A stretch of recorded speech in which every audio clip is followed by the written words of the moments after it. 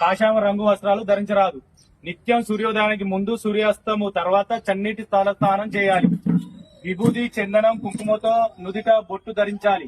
పూజ సమయంలో భిక్ష తీసుకునే సమయాల్లో చొక్క ధరించకూడదు. స్వాత్వికాహారం ఒంటి పూట మాత్రమే తీసుకోవాలి. రెండో పూట అల్పాహారం చూచిగా స్వీకరించాలి. పాలు, మజ్జిగ, పండ్లు తీసుకోవచ్చు. ఉదయం మిర్చిలు, బజ్జీలు, గారెలు తినరాదు. తాంబూలం, ధూపాదం, మధ్యాహ్నం జూదం వంటి దురా అలవాట్లను విడిచిపెట్టాలి. కఠిన బ్రహ్మచార్య పాటించాలి. చాప, దుప్పటి వేసుకొని నేల మీద నిద్రపోవాలి. మంచంపై పడుకోవడం, కూర్చోవడం పనికిరావు. శూరకర్మ చేయించుకోకూడదు. గోళ్లు తీయకూడదు. పాదరక్షలు ధరించరాదు.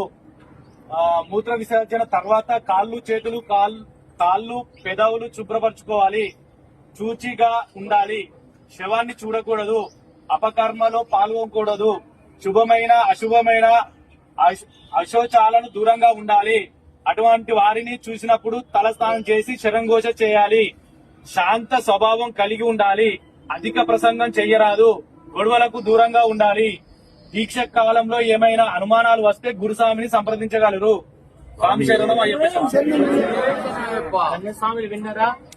కన్యస్వామిలు ఉన్న వాళ్ళు ప్రతి ఒక్కరు ఈ 41 రోజులు బయట ముచ్చట్లు మాట్లాడకూడదు. మళ్ళీ పొద్దున్న సాయంత్రం స్వామియే శరణమయ్యప్ప, ఓం మణికంఠాయ నమః జపిస్తుండండి. మీరెంత సేపు జపం చేస్తే అంత మంచిది.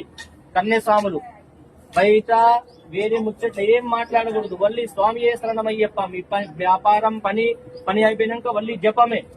ఓం మణికంఠాయ నమః, ఓం స్వామియే శరణమయ్యప్ప జపిస్తుండండి.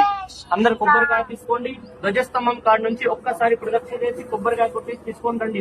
అందరు వచ్చి మండపంలో నిలబడండి.